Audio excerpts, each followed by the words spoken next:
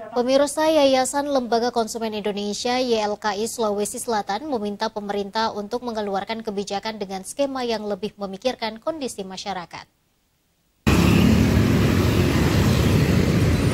Meskipun kenaikan harga bahan bakar minyak atau BBM masih menjadi sebuah wacana, akan tetapi lonjakan harga kebutuhan pokok sudah mulai terjadi pada berbagai komoditas pangan, salah satunya telur ayam ras.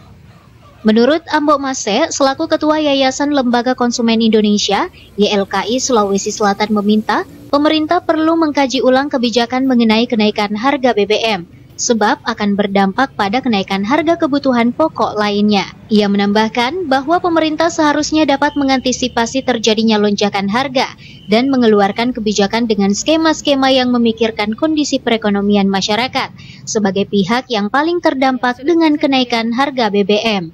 Nah, ini kan harusnya skema yang disiapkan ini ketika harga BBM naik, itu kan akan berdampak terhadap daya beli masyarakat yang rendah.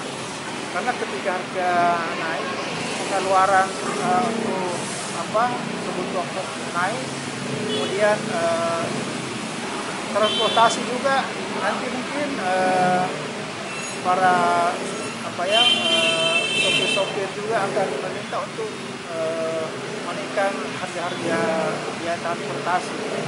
Sekian persen saja naik harga BBM itu akan berdampak sangat luas kepada kenaikan harga-harga lain, memicu terjadinya kenaikan harga lain. Nah, oleh karena itu skema yang harus dilakukan itu sudah disampaikan kepada masyarakat bahwa akan ada pengalihan subsidi kepada masyarakat untuk menjaga daya beli masyarakat. Nah, itu sudah ada skemanya.